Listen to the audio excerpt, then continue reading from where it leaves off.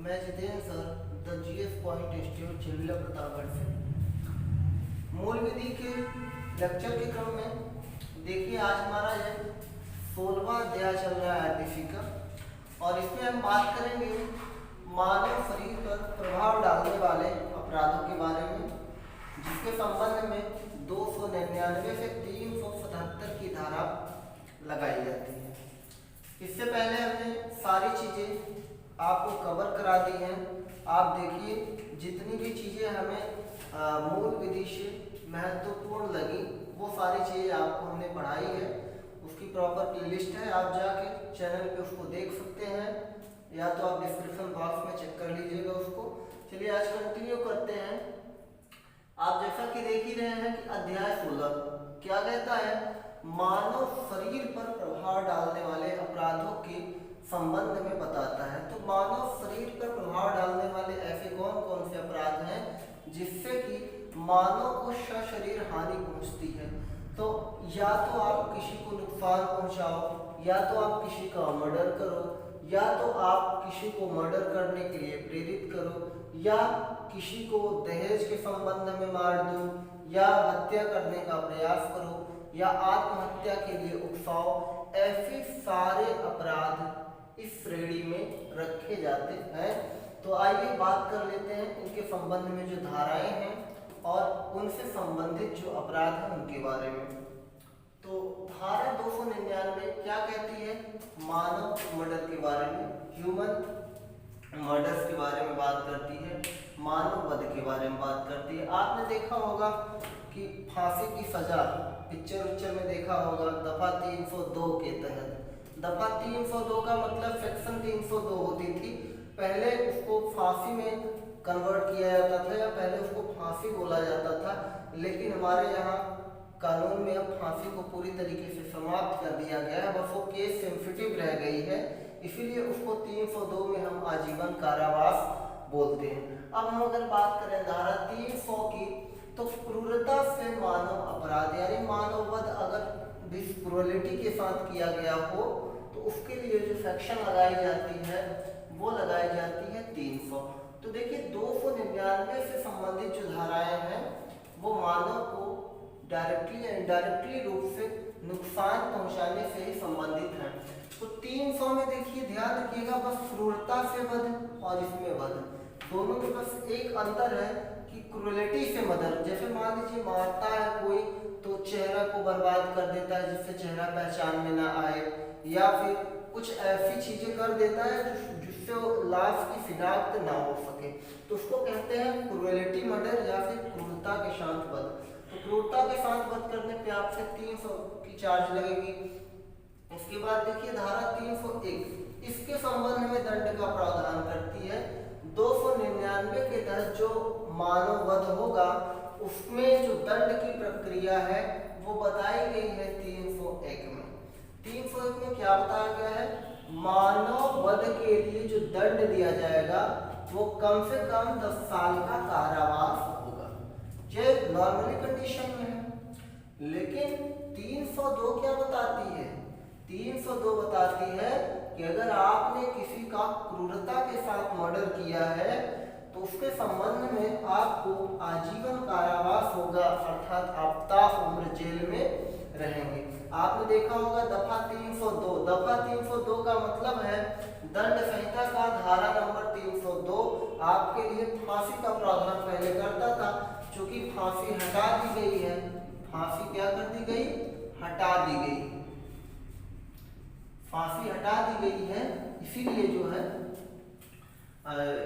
जो है यहाँ पे क्या हुआ कि अब आजीवन कारावास हो जाता है। एक्सेप्शन है, देखिए जघन्य, जब बहुत जघन्य अपराध हो जाते हैं, जैसे अब निर्भया के कांड में आप देख लीजिए, तो निर्भया के कांड में फांसी दे दी गई, वो केस सेंसिटिव है, बाकी जनरली आपको फांसी देखने को नहीं मिलती है। फिर हम आते हैं धारा 304B पर। धारा 304B क्या कहती है कि दहेज मृत्यु। दहेज मृत्यु का मतलब आप समझते ही हैं कि दहेज के लिए अगर किसी लड़की को आप तड़पाते हैं, दहेज के संबंध में उसका मर्डर कर देते हैं, तो इस केस में आपको न्यूनतम 7 साल की सजा का प्रावधान है। तो दहेज का मतलब आप समझते ही है ना कि शादी में जो भी आपको लेन देन वाली बात रहती है तो आप शादी तो मजबूरन कर लेते हो, लेकिन बाद में लड़की को क्या करते हो, एक्सप्लॉइट करते हो, शोषित करते हो, तो उससे आकर वो क्या कर देती है, सुसाइड कर लेती है, या घर वाले मिलकर ही क्या करते हैं, उसको मर्डर कर देते हैं। तो इसके लिए धारा 304 का चार्ज लगाता है कानून। ये आपके लिए काफी इंपॉर्टेंट है, एक दो बार पूछी भी गई है। नेक्स्ट वाले लेक्चर में हम आपको पिछले आईपीसी के जितने सवाल आए हैं पेपर में उनको हम आपको कराने का प्रयास करेंगे। तो इसके अगले लेक्चर में हम इसी को कंटिन्यू करेंगे, उसके बाद आपको अनसॉल्व भी कराएंगे। तो देखिए अब हम बात करते हैं धारा 306। देखिए क्या कर रहा है, सुसाइड करने के लिए दुष्प्रेरण। आपको हमने धारा 5 पढ़ाया था, क्या था, दुष्प्रेरण के बारे में। दुष्प्रेरण का शाब्दिक अर्थ होता है उकसाना। अब यहाँ पे क्या किया गया, आत्महत्या के लिए दुष्प्रेरण।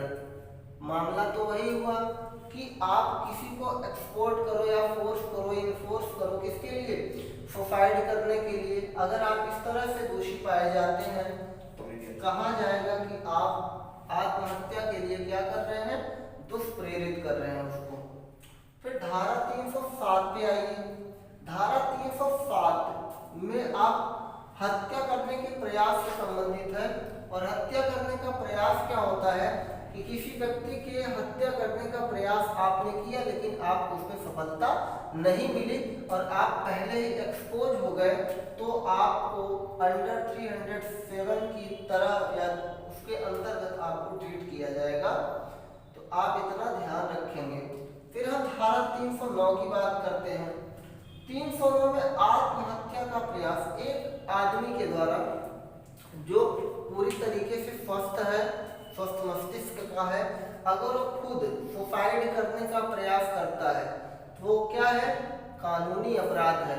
आपने देखा होगा संविधान में आर्टिकल नंबर 21 कहता है प्राण और दैहिक स्वतंत्रता, प्राण और दैहिक स्वतंत्रता। इसके लिए सुप्रीम कोर्ट भी आपको चैलेंज करती है कि कोई भी आत्महत्या करते पकड़ा जाता है उसको कम से कम 1 साल की जेल और जुर्माना हो जाता है। तो याद रखिएगा, ये भी इम्पोर्टेंट है आपके लिए, एक आध बार पूछी गई है यहाँ पे सवाल। 307 आपका हत्या करने के प्रयास से संबंधित था। 309 आत्महत्या के प्रयास से। आत्महत्या का प्रयास आप खुद करेंगे, ठीक है, तो आत्महत्या के प्रयास से संबंधित धारा 309। फिर 362 पे आते हैं। 362 भी बहुत हाईलाइटेड रहती है। 362 किडनैपिंग से है। किडनैपिंग अर्थात अपहरण से है। तो अपहरण के संबंध में जो धाराएं बताई गई हैं वो है 362। इसके बाद बहुत मोस्ट इंपॉर्टेंट, ये देखिए लेक्चर ही पूरा इंपॉर्टेंट है जहां सवाल लगातार बने हुए हैं। अब हम बात करते हैं 375 की। तो 375 में रेप के संबंध में सारी बातें हैं। जो आपकी धारा 375 है वो रेप और यौन उत्पीड़न से संबंध में दंड का प्रावधान करती है या उसके बारे में आपको बताती है। इसके बाद जो है 376 ये बताता है कि किस सीमा तक उसको दंडित किया जाए, किस सीमा तक उसको दंडित किया जाए। देखिए इसमें रेप को डिफाइन किया गया, यौन उत्पीड़न को डिफाइन किया गया है। कभी कभी क्या होता है कि कोई मतलब एज होती है ना कि 12 साल से कम उम्र की लड़की के साथ या फिर 18 साल से कम उम्र की लड़की के साथ या फिर वयस्क लड़की के साथ, अगर ऐसा कुछ होता है तो यहाँ पर उसकी कैटेगरीज दी गई है। उसके लिए जो दंड के प्रावधान है वो धारा 376 के अंतर्गत पूर्ण रूप से परिभाषित किए गए हैं और उसी के अनुसार किसी भी अपराधी को चार्ज किया जाता है। फिर धारा 377 बहुत मोस्ट इंपॉर्टेंट और ये आपकी परीक्षा में डेफिनेटली आएगी, लिख के ले लीजिएगा। जहां तक मेरा अनुमान है कि ये 100% आपसे पूछी जाएगी। ऐसा इसलिए कि पिछले साल आपने देखा होगा सुप्रीम कोर्ट में एक कानून पारित हुआ था, एलजीबीटी कम्युनिटी सेक्शन 377 को पूरी तरीके से हटा दिया गया है। ऐसा क्यों किया गया? क्योंकि देखिए ये क्या है, एलजीबीटी का मतलब आप समझते ही हैं, होमोसेक्सुअल है, लेस्बियन है और ट्रांसजेंडर है। तो इस तरीके से सभी को अपने मनपसंद लोगों के साथ संबंध बनाने का पूरा अधिकार है।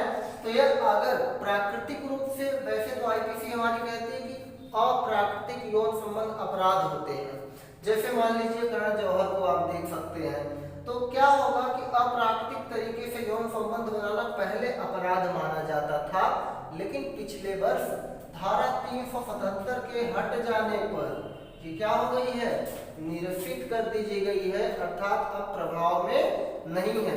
अब चाहे तो पुरुष पुरुष के साथ विवाह कर सकता है, महिला महिला के साथ विवाह कर सकती है, ट्रांसजेंडर के साथ शादी कर सकता है, अपना लिंग परिवर्तन करवा सकते हैं, लगभग सारी चीजें जितनी रिस्ट्रिक्शंस थी यहाँ पे सब हटा दी गई है। सुप्रीम कोर्ट ने निजता के अधिकार के तहत इसको लिया था और इसके संबंध में अप्राकृतिक तरीके से यौन संबंध को पूरी तरीके से निरसित कर दिया गया। अब आदमी पूरी तरीके से स्वतंत्र है अपने इच्छा से वर चुनने के लिए, चाहे पुरुष किसी पुरुष के साथ शादी करे अथवा किसी महिला कोई महिला के साथ करे। तो ये चीजें आपके लिए काफी इंपॉर्टेंट थी और आज का वीडियो आपके लिए बहुत इंपॉर्टेंट है। वीडियो को आप पूरा देखिए और चैनल को लाइक, सब्सक्राइब और शेयर जरूर करें, जिससे हम लोग इसके लिए आपको देखिए काफी बड़ा सेगमेंट है, इसके लिए काफी वर्क भी करना पड़ता है।